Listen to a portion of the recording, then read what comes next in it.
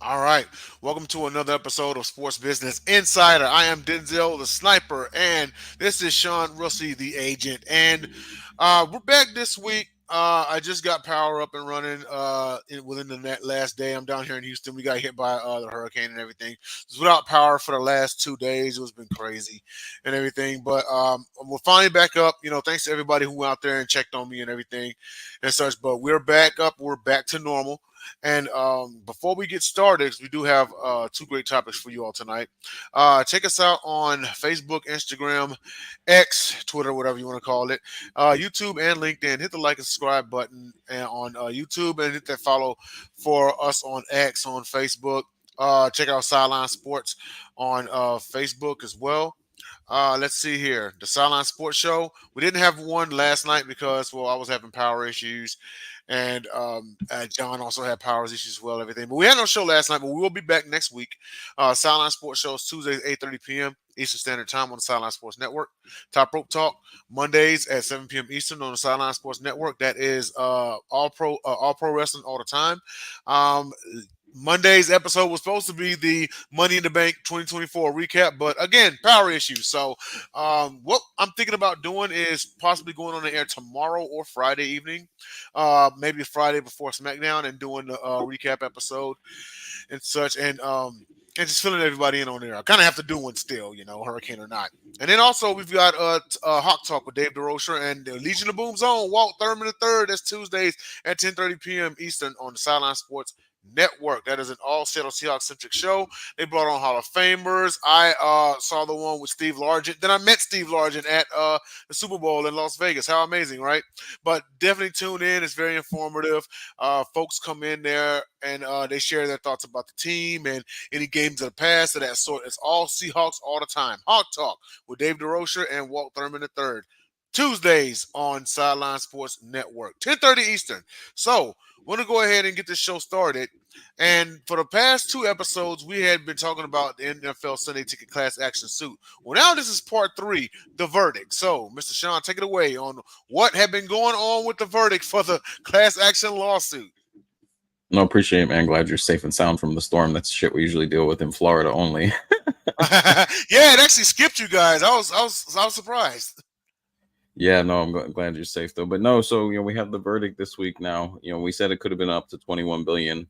The total could still be up pretty high is 14.4 billion, so a little less than the ceiling of the prediction. The actual verdict was for 4.8, but that automatically gets tripled in federal court. Which basically that breaks down for subscribers. For each season you were subscribed from 2011 to 2023, you get $340 a season, up to a maximum of $3,750. Right. Now what that's done now, Sunday Ticket could be, in its existence is currently threatened, but because we're under appeal, none of that is going to come for existence right now. The payments are not going to go out right now. The appeal could actually take several years before we even see substantial movement in this case actually is resolved. And if it makes it all the way to the Supreme Court, the NFL actually has some momentum because the justices in the Supreme Court have supported platforms like Sunday Ticket versus individual broadcast rights. Absolutely. Okay, and a little bit more on this one to see. Even Supreme Court Justice Kavanaugh has gotten involved in it, at least as far as voicing his public support in favor of sports leagues pooling broadcasting rights. So, yeah, this one here spilled just a tad bit out of control. However, it has come to a resolution. I mean, before we move on, your thoughts about this overall? No, so I think what's been floated out there right now is if it becomes the 14.4, if that's a sticking number, each team is going to be handed about a $400 million bill. Oh It's wow. not anything any of these teams can't handle, but it could have a hamper on the immediate next year's salary caps, kind of like the COVID year did, where we had down year for revenue. So the next year the cap was down. We could see it go that direction again. But because this is going to take several years to play out, teams may start putting away some of what may get billed to them now, and it won't hurt so much once this actually gets said and done, 5 to 7 years down the road. Absolutely. Yep, no doubt about it. So question, and actually, you actually alluded to it that it may impact the salary cap. Because I know that there's a certain budget to pay the players, certain budget to pay the coaches and everything. So is it set to affect both budgets, or what's going on with that? Yeah, because it will affect the team's overall amount of flexibility financially because they'll be handed this bill, however they want to do it, but it's going to hurt teams to have the ability to spend, the ability to go over and pay penalties, types of things. Um, I think that you're going to see, like I said, if this goes through and it's the 14.4 billion, if they prepare from now, it may not have the impact that COVID had. But if they don't prepare from now, I think you'll see a couple down years. You might see the cap go down 9 or 10 million like it did the year after COVID, and then you're going to have teams scrambling to get back under cap regulations. And COVID really hurt teams like the Saints and the 49ers, the Buccaneers, and just to name a few teams that were really hurt by that cap change going down, because that's a rarity, right? Ever since the cap has come into play, it doesn't go down. It always increases. So in a year where it goes down, it's hectic for any teams that were already playing with the salary cap, the max salary cap line. Yeah, no, absolutely on that one. So next up on the agenda is NBA free agency 2024. We have seen some moves. We've seen some signings. It had been crazy just that one day, if you recall. But let's see here. Klay Thompson, a few notes here. Klay Thompson actually left the Warriors in a signing trade. He is headed to Dallas. Dallas gets Klay Thompson, 2025 second rounder. The Wolves get a 2031 second rounder, swap 2025 second plus cash. Warriors get Kyle Anderson, Buddy Hield. Hornets get Josh Green, Reggie Jackson, 2029 and 2030 second rounders. The Sixers get a 2031 second rounder. Your thoughts about this trade? Yeah, no, and it's obviously it's the first six-team trade in NBA history, and a lot of this, I think you're going to see more of this because of the new rules around trading and luxury tax, and we'll touch more on that in a second. But that's kind of why we picked out this deal. Like we could talk about a lot of NBA signings this week.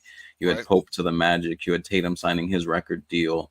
You had a lot of signings, a lot of trade movements. You had Bronny James signing a guaranteed deal for a second rounder. So you had a lot of deals we could touch on, but this is the one that I think really shows what the new CBA is going to do to the NBA and how they're going to have to match salaries with trades. Because originally this was a 3-team deal.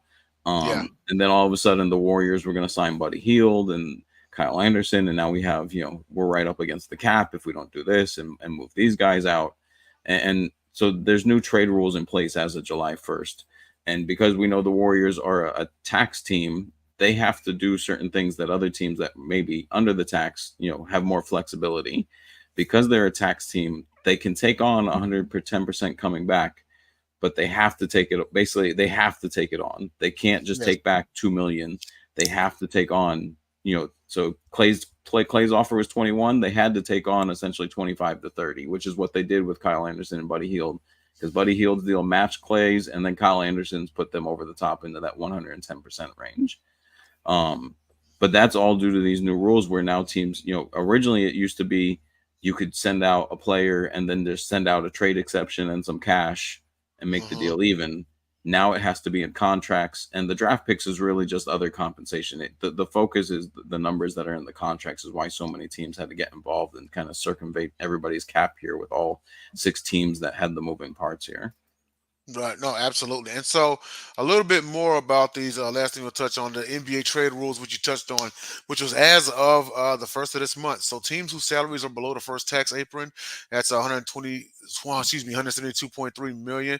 They can take back the problem amounts. They can take back up to 200% of the outgoing salary plus 250K for any amount up to 7.5 million. The outgoing salary plus 7.5 million for any amount between 7.5 and $1 and 29 million. A little bit more on this, if you will. Yeah, and of course the CBA, they do these silly things like put the dollar in.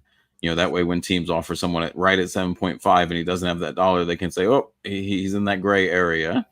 But this is Wow. really what the NBA is doing to try and even the playing field, right? So superstar teams can't always be the ones trading for the big players that happen to hit the market before they hit free agency.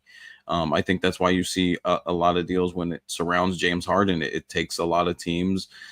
It takes a lot of offers to get a deal done with him because his contract is so big, and he's usually on teams that are over the luxury tax. Yeah. And that's gonna, again. So now teams under the luxury tax are going to be benefited, right? Because you can take on more salary with the new rules of 200%. Where if you're over it, you can only take on 110%. And I think that makes more flexibility for teams. Say like Orlando, who's on the cusp of maybe contending in the East, and they're under the cap, versus a team like New York who is over the cap, over the luxury tax, can make the same moves but could take on less salary, which means you could take on a less caliber player. As we usually know, the talented players are tied to the higher salaries. Um, and I think that's it. We'll see how it plays out. I think this is the NBA's way of trying to keep the smaller markets in the game without it being down to free agency. Because I think when you come down to free agency, as we see most of the time, it's the Lakers, it's the Mavericks, it's the Warriors, it's the The big Knicks, it's the timers. Heat, it's the Celtics, it's the major teams that get the big time free agents. You don't see the smaller markets getting the bigger guys, but this would be a way for them to get them, and then wine and dine them for a couple years while you have them on that trade, and see if you can't get them to that extension and just get them to stay with you. Damian Lillard in Portland is a great example of a guy who stayed in a small market for a long time, got traded to a small market, but this is a time for Milwaukee to really show him, like, hey, this is why you should stay here. Because if not, what's keeping Lillard from finally going to a spotlight for his final couple years? Yeah. Yeah. At some point in time, you want to ring. I know it hasn't exactly worked out just yet for Chris Paul.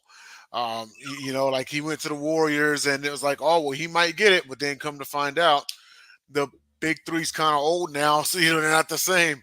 I mean, Curry's still playing at a high level, but Clay isn't the same Clay pre injury. I still think Dallas added somebody solid, but is he 37 points in a quarter, Clay? No. No, and I think he's going to benefit obviously from one. He wasn't doing a lot of ball handling going Golden State, but he's got two now ball handlers in Duke Doncic and Irving, and I think he's going to benefit getting more open shots than he was doing this year in Golden State. And I think Golden State's on that turn, right? They're kind of retooling. Curry's there, but he's towards the end here now. Draymond is getting to the point where he's either going to leave or he's going to retire a Warrior here in the next couple of years. They're on that turn where in a few years there's not going to be any of the championship Warriors left. None. None. And the question would be with Steve Kerr. Does he keep coaching or does he leave? Yeah, and I think Kerr is one of those guys. He's a lifer, right? He's the Olympic team coach now, and you see his passion for it just on his comments about LeBron and the media and his work ethic at the Olympics. I think Kerr's in this for a long haul. But I think you see the changes that are coming, and again, I think Thompson leaving is a good move for him because I think the Warriors are on that downturn. If you want another shot at it, it's time to go chase it. But like you said, Chris Paul's the example. He's been chasing for how many years now, and he's gotten close. But kind of like Patrick Ewing, he just hasn't been able to close the door there. Yeah. Yeah, very true indeed. And there's still going to be some rumblings and happenings. As it goes on, as the excuse me, as the off season goes on. But that is our show for this week. Thank everybody for tuning in, and once again, check us out on Facebook, Instagram, X, YouTube, and LinkedIn. For myself, Denzel Snipes, and Sean Russey, we are the brothers at Sports Business Insider. We will see you all next week.